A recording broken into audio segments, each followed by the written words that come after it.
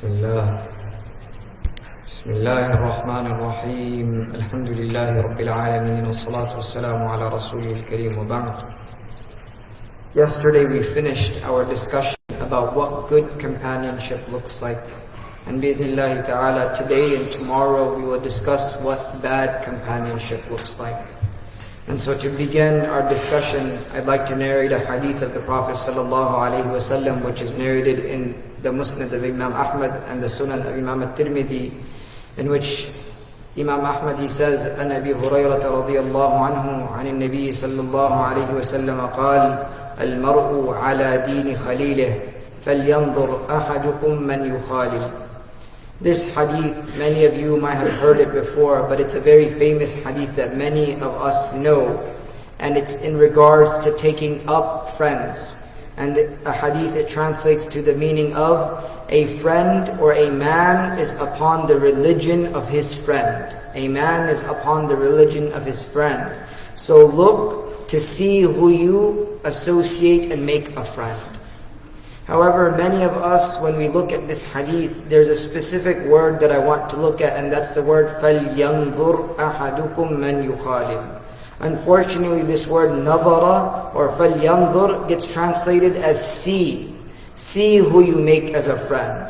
But in reality, this word نَظَرَ or فَلْيَنْظُرْ, it doesn't mean the actual seeing of the eye.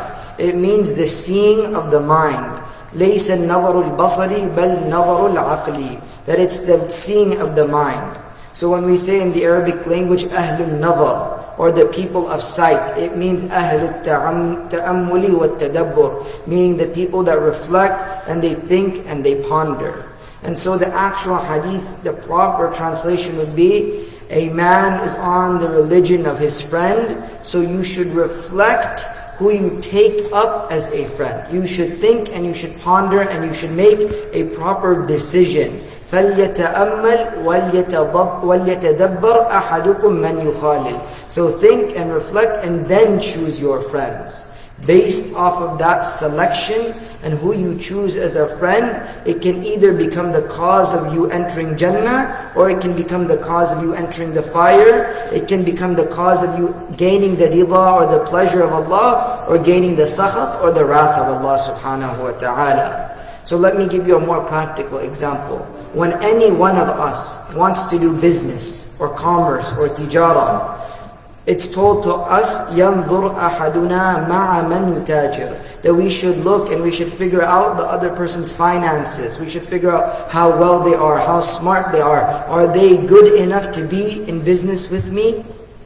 And this is because لِأَنَّ الْقَضِيَّ لَهَا مَرَابِحْ دُنْيَوِيَّةً, because this issue of business, it has a sort of profit and loss situation that is of this world. Now imagine the same exact situation when it comes to friends.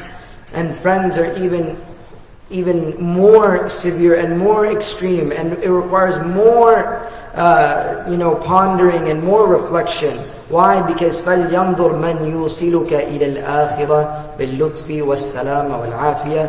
Because the friend that you choose, he is the one that will take you to the akhirah, and he will either take you with peace and in good times, or he'll take you into the fire. So we think that making a friend is an affair of this world. I can be friends with anyone.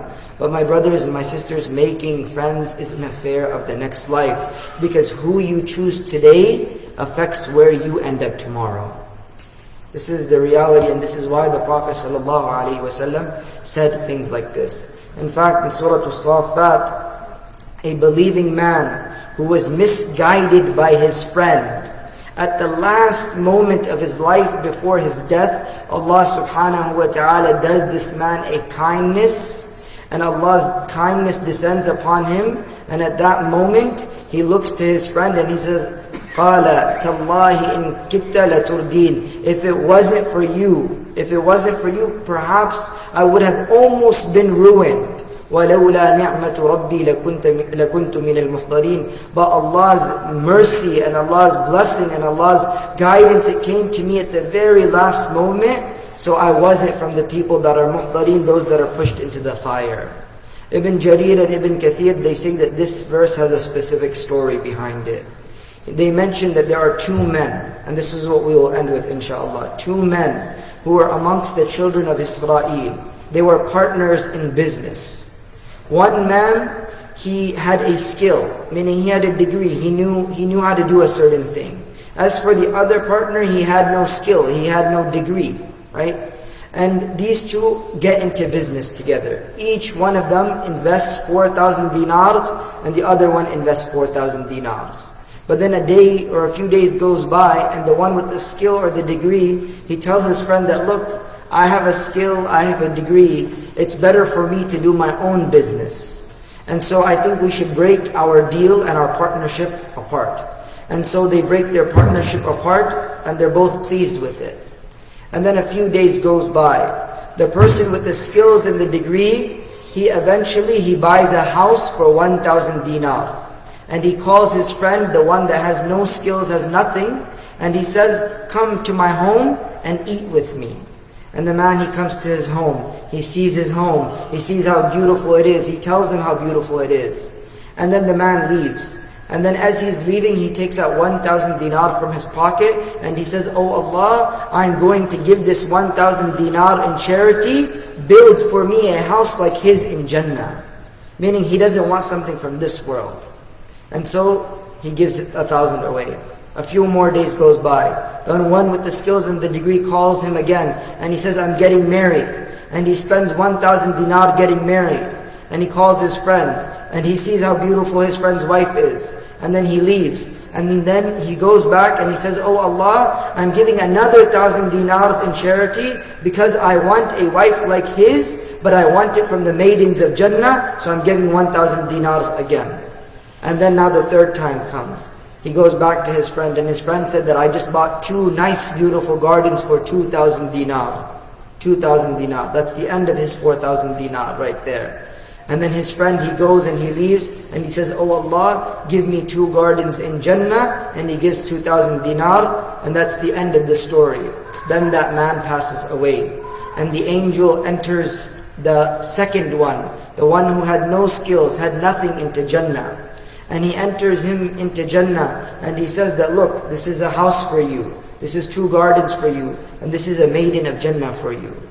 And then he begins remembering his life in this world and he said that all the things that you're giving me, they look similar to what my friend used to have in this world.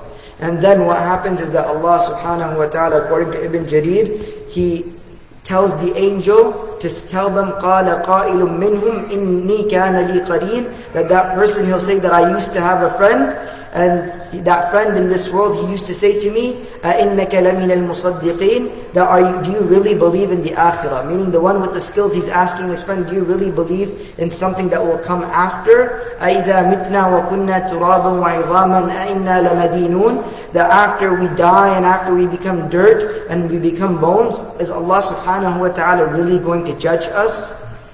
All of this. The friend that had the skills, he denied Allah. The friend that had no skill but gave all of his money in charity and he believed in Allah, on that day the angels will come to that person and will say, هَلْ أَنْتُمْ مُطَّلِعُونَ, do you want to see your friend? Do you want to see what happened to him? فَاطَّلَعَ فَرَآهُ فِي سَوَاءِ الْجَحِيمِ, he'll be told to look down, and right under him he will see his friend in the fire, and he'll tell his friend, تَاللَّهِ إِن كِدْتَ لَتُرْدِينَ, that if I had followed your way, I would have become ruined. وَلَوْلَا نِعْمَةُ رَبِّي لَكُنْتُ مِنَ الْمُحْضَرِينَ, and if it wasn't for the blessing of Allah subhanahu wa ta'ala and Him guiding me, I would have been in the fire. Subhanallah. So the lesson from this story is very simple. That look at who you choose to make your friend. Your friend can be the reason you enter into Jannah, and your very same friend can be the reason you deny Allah, you forget about Allah, maybe not to the severity of this case, but in the same exact way, and you can end up in the fire. May Allah subhanahu wa ta'ala protect us and keep us away from bad companionship. Subhanakallahumma wa bihamdik, nashhadu an la ilaha illa ant, nastaghfiruka wa natubu ilayk.